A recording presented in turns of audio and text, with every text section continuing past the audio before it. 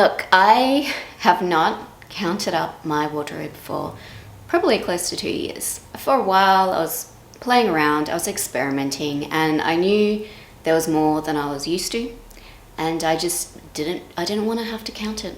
I decided it was time to stop counting. But I did just recently, yesterday. I finished a little tally of my wardrobe.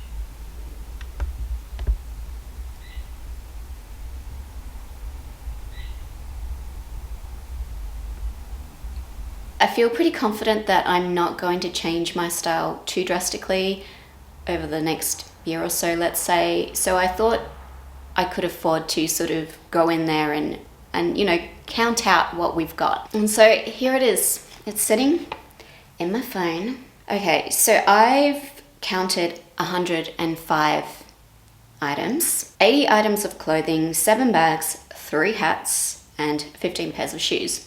So I didn't used to, oh, I just got a message. I didn't used to count hats. This count is a little bit funny anyway. I wasn't being too strict on how I was doing it. Like in the past, I had very specific ways of counting my wardrobe. There were certain things I definitely counted and certain things I didn't count. So as an example, I used to not count my fitness stuff and maybe my pajamas, let's just say. This time around, I wasn't being too precise. I kind of counted my fitness stuff, but then I didn't count some of my pajamas. So I've landed on 80 items, give or take 5 either way, depending on how I would count, how I would wardrobe count. So let's just go with the average of 80. Now, there was a time when my wardrobe was between 35 and I'd say 45 items of clothing. So we're pretty much double that amount now. I want to chat about what's changed. So my wardrobe is basically double what it was before.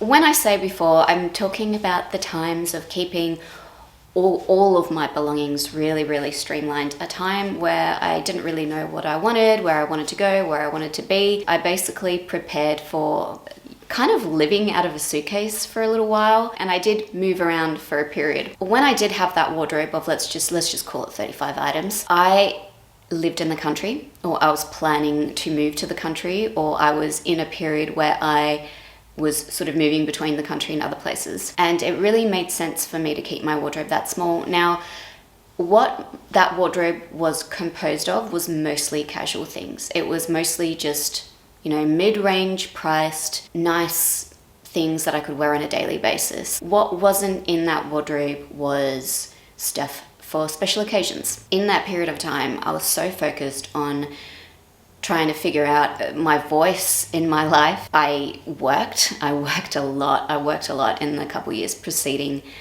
that time.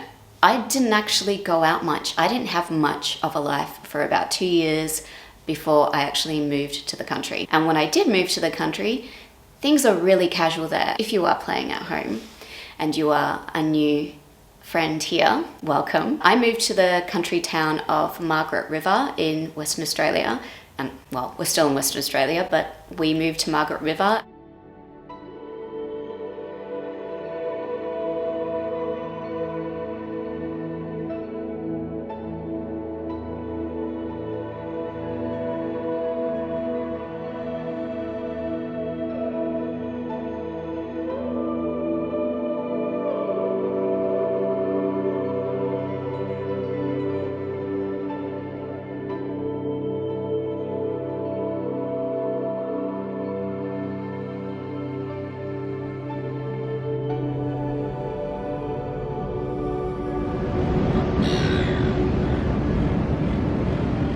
Margaret River is a bohemian surf town. It's cool, it's hip, but there are very few fancy situations or very few occasions to dress fancy. Things are pretty low-key, things are very casual. And on top of that, when I did finally move to the country, we had a little pandemic. So there were extra no reasons for me to dress up. So having a wardrobe of 35 casual things was really perfect for that lifestyle. It was pretty perfect for the time leading up to when I moved to the country, and it was perfect for when I did move to the country. The things I didn't have in that wardrobe were things for going out, things for going on dates, things for going to a nice dinner, for example. So things that were kind of casual but elevated. I didn't really have anything luxurious. Well, I mean, I had luxurious feeling fabrics, obviously. Before I did move down south, I was an employee of the government, and again, I would work 9 to 5 most days, standard working hours, and I had to kind of look neat and presentable. I didn't really have to dress up for that. Nice casual look was more than enough. I also had limited outerwear because I did spend most of my time in an office or a building, you know, an air-conditioned building. When I moved down south, 1 or 2 jackets was enough. I had almost no outerwear. I definitely didn't have special event outfits either, and I didn't really attend anything where I felt like I needed to dress up often enough to have these things at that time. I mean, I think I had 1 or 2 things that I could dress up, but there were no events in my life regularly in that period of, let's just call it 2 years, where I kind of needed options for dressing up. The dressy options were so far and few in between that I could literally just have 1 or 2 more elevated things and it would be fine. So if I look at my wardrobe now, the ratio of probably day casual things for just daily casual wear is probably about the same. It's probably about 35 items, let's just call it. So I'd say about half of my wardrobe is just the kind of stuff that I used to have. The colors have changed, but what I mean is just easy casual day things.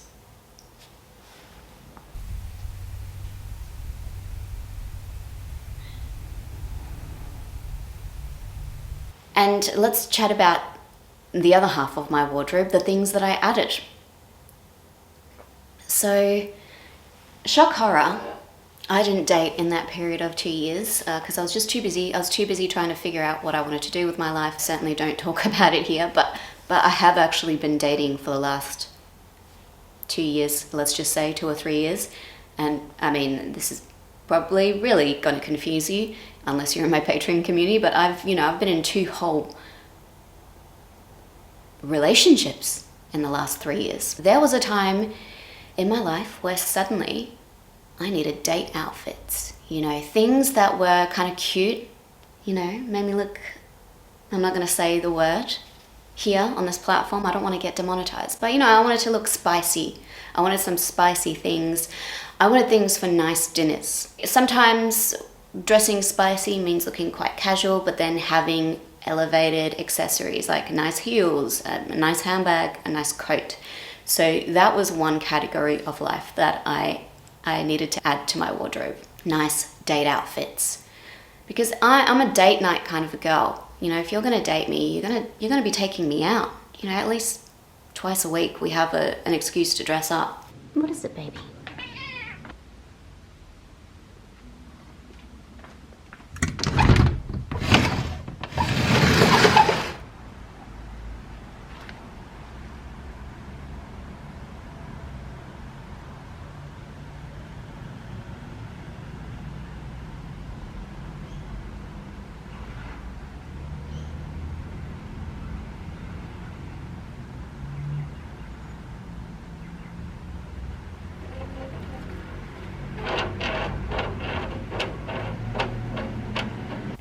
And now a word from today's video sponsor, Squarespace. If you are looking to transform your life, Squarespace is an excellent platform to take your ideas and turn them into reality. Squarespace is an all-inclusive platform that will allow you to build your website with ease, as well as sorting out your domain name. Whether you want to sell memberships, services, sell your own products, promote an event, Squarespace has you covered. Starting your own web space might be the simplest step that you can take today towards building your dream life. And it might be just an hour of your life that creates this change in your reality. If you head to www.squarespace.com right now, you can start a free trial. The AI that Squarespace uses will help you choose a template that is best for what you are trying to achieve. They have so many beautiful templates to choose from, and they are extremely easy to customize. You do not need to know any programming languages to be able to create the website of your dreams. You can now also enable Squarespace payments to manage all of your payments in one place. You can get started in just a few clicks, and Squarespace also does give you the option to use popular payment methods such as Klarna, Apple Pay, Afterpay, and ClearPay. Squarespace has an awesome offer for you today. To get 10% off your first purchase of a website or a domain name, all you need to do is go to www.squarespace.com, start your free trial, and when you are ready to launch, use this here URL. A massive thank you to Squarespace for sponsoring today's video.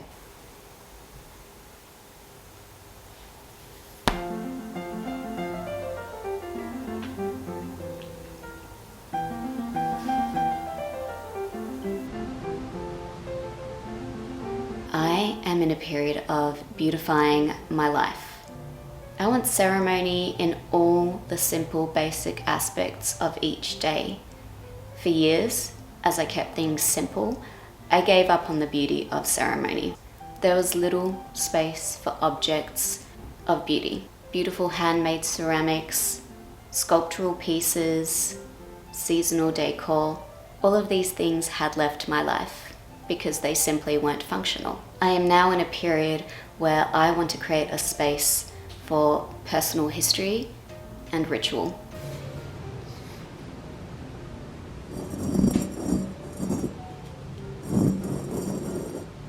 The last 2 holiday seasons, I craved more of that as I settled down, but I had to move during both of those holiday seasons due to the timing of my rental leases at those times. As I settle into my own home, this is finally my year for celebration.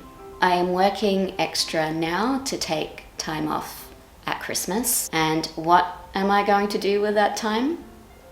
Well, I plan to submit myself to the act of celebration.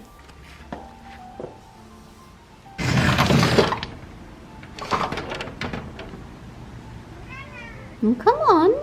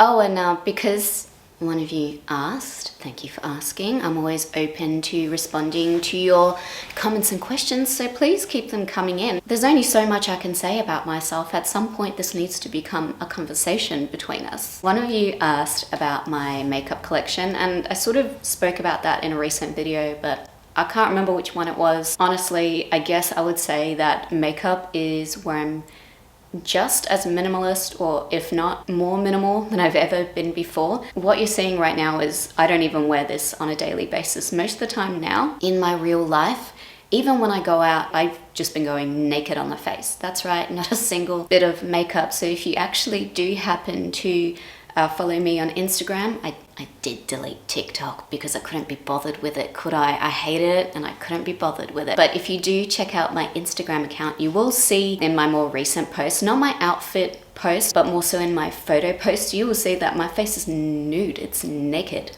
I used to not wear makeup for most of my 20s, and I've just recently decided to go back to that. But I do still wear makeup for these videos. The reason is simple. It's because I have to look at my face for hours as I'm editing. You know, I kind of like things to look really smooth and streamlined in my videos. I like there to be color consistency. I'm naturally quite freckly, which is fine. It's obviously, oh,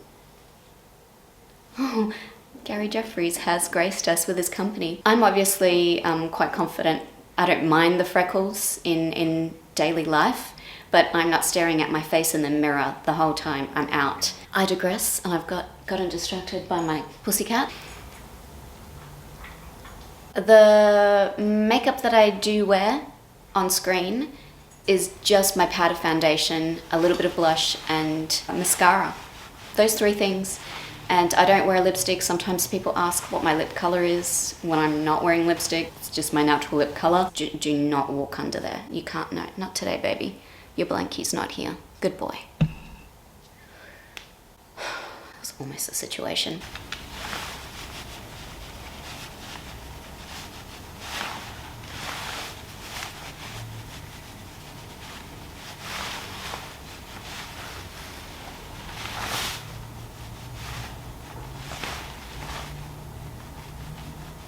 Yeah, it's just those three products, and I do also have a red lipstick for those times where I want to look a little bit saucier. Sometimes I do wear the red lipstick without any sort of other makeup on my face when I go out, and that's kind of cool. Sorry, there's nothing exciting to report.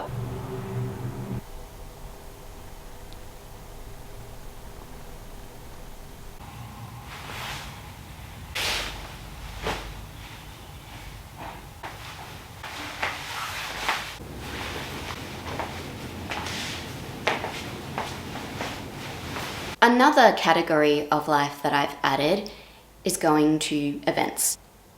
You know, a nice elevated dinner with a friend, maybe some sort of a party or some sort of a gallery opening. We here in Western Australia, we really love the arts, so there are often exhibition openings that people go to, and you know, it's kind of a situation where you want to dress up a little bit. And then of course, you know, there are the occasional balls or the occasional like glamorous dress up party. I would say that since I've kind of moved to the city, made myself comfortable here, I probably now on average attend like one event a week where I dress up. Then there's the busy period, like the Christmas periods, the holiday periods, or birthday periods, or whatever. There are sometimes situations where I will dress up 3 times in a week.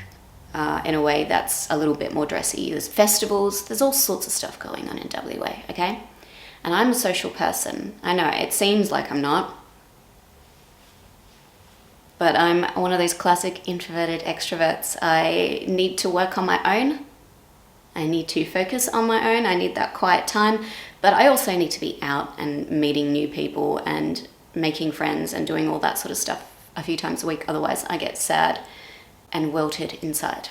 I basically didn't have that wardrobe for any of those occasions I just described. So part of also the journey of experimentation with my wardrobe over the last couple of years has been one to sort of find my uniform, you know, the shapes, colors, textures that define what I wear. Basically set some general rules for the kinds of things that I wear. And then the second part was finding a versatility and yet a link between, you know, the summer options and the cold weather options. I have jackets now. How many jackets do I have? 1, 2, 3, 4, 5, 6, 7? I think I have 7 jackets. I didn't put that in my count, but I think I have 7 or 8 jackets, you know, including coats. Sometimes you dress up nice in the summer months when it's warm, and sometimes you have to dress up nice in the winter months when it's cold. And I am a coldling. I run cold. My body temperature runs cold, and I will not go out feeling cold. I'm not one of those I'm not one of those women who can dress in something really light in winter. I have a friend, she runs warm. Sometimes she's dressed so light and I'm wearing a coat and I just don't understand, and she doesn't understand me, I guess.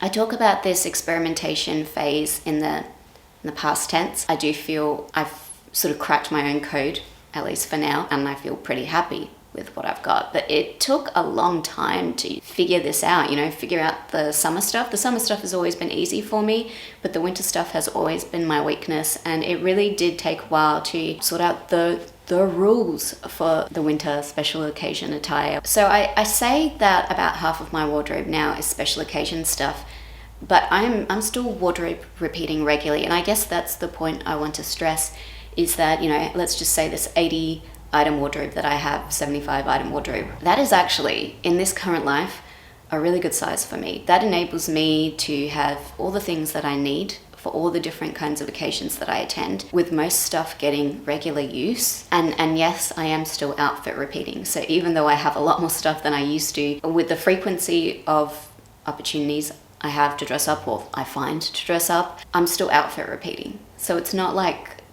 there are these pieces that are sitting there really dormant. And I mean, obviously more seasonally appropriate things are probably going dormant in some seasons. Like, I'm probably not going to wear my wool dresses over the summer months. But what I'm saying is, when the season is appropriate, I am outfit repeating and re-wearing things regularly.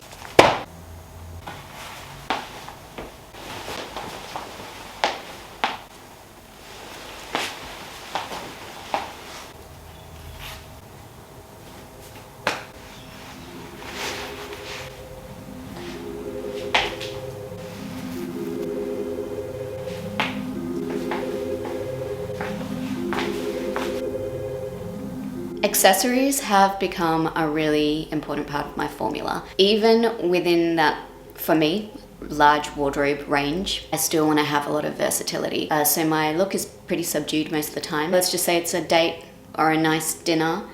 I want to have clothing that's pretty casual, but then I want to glam it up. I want to add some luxury to it. So I have a few different pairs of shoes that can go with pants or dresses. That gives me options, and it means it's easier and more fun to outfit repeat, because I can wear the same top and bottom with different handbags and shoes, and obviously the vibe is completely different. And it's the same with coats. So in the winter months, the coats can be that sort of small differentiating aspect of my outfits. Having more handbags and shoes in my life has been a game changer, and I don't think I'll ever go back to having a small amount of shoes and handbags. I think I see potential for my wardrobe shrinking a little bit. Maybe the perfect number for me is somewhere between 60 and 70, let's just say. But I don't see my shoe and handbag collection shrinking, and it's because of what I just said. It's because of that availability of versatility and being able to dress things up and down depending on the mood or just depending on the occasion. And then obviously I have a bit of a fetish for, am I going to get demonetized for saying that? I have a bit of a fetish for metallics. Yes, like a weird bird, yes. Okay, if I see something shiny, I get really excited, and I really have to stop myself from buying shiny things. You should be proud of how many shiny things I've decluttered or not bought over the last year. Because let me tell you, my instinct is to gather all the shiny things into my nest.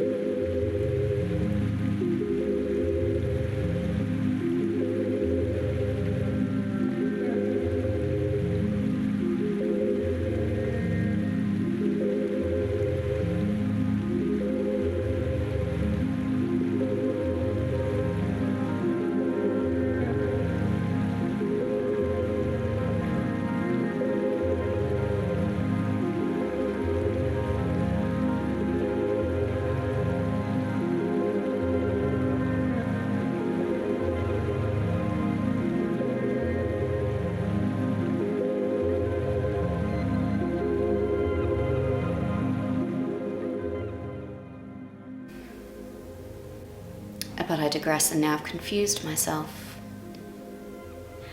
Yes, so the extra accessories, the extra handbags and the extra shoes not only add versatility to my wardrobe and mean that in a wardrobe that, a lot of people might describe as quite boring, it's those accessories that can sometimes add a bit of fun, a bit of danger. If you look at my wardrobe overall, every single unique piece is incredibly simple. I choose the things with no buttons or the least buttons, the least zips, the least seams. Everything I have is incredibly simple, but then there is a little bit more adventure in some of my accessories. The other reason I would never go back to having less shoes in particular is the fact that I have learnt a lot about my knees over the last few years.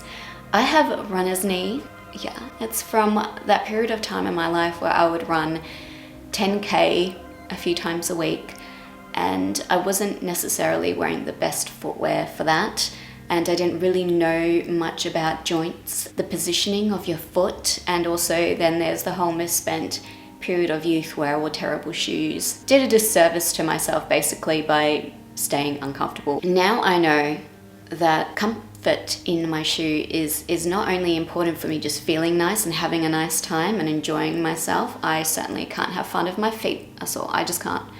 I can't do it. I don't know how some of you girls do it. I can't do it, and I won't do it. I refuse. If my feet are uncomfortable, it probably means my foot alignment isn't great, and it probably means I'm not doing favors to my knees, and I might actually end up more likely to have a sore knee. The shoes that you wear do impact your joints, and something I never used to do is look at how I've worn away the sole of my shoes. I do that regularly now, and if I see that the sole has worn away at a particular angle, it means they need to get resoled because I need to correct the alignment of my feet. That's a long-winded way of me telling you that the more pairs of shoes that I have, so the less I'm wearing the same pair of shoes over and over again, the more likely I am to maintain the integrity of those shoes, the integrity of my foot comfort, and therefore the integrity of my joints. Oh my God, this was a PSA brought to you by the Joint Society.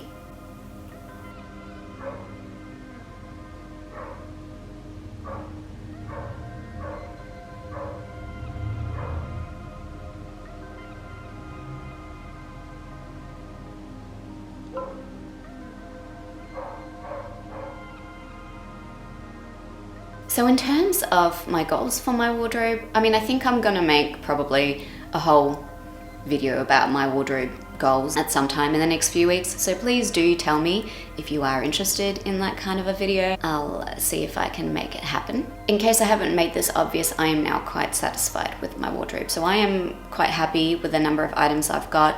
I think it's a good balance of items. Through my experimentation, I have found the general voice of my style again. I found formulas that work. If anything, my wardrobe's gonna maybe narrow a little bit over the next year as I kind of maybe weed out a couple of little sub-narratives that I have going on, or maybe, things wear out. But I don't have big goals for changing much in my wardrobe is what I'm saying. I'm generally pretty happy with where my wardrobe's at. I'm kind of just going into an era of contentment, being satisfied with what I've got and practicing the things I'm already doing now to amplify. Okay, here we go. Here, it's accidentally turned into energy talk again.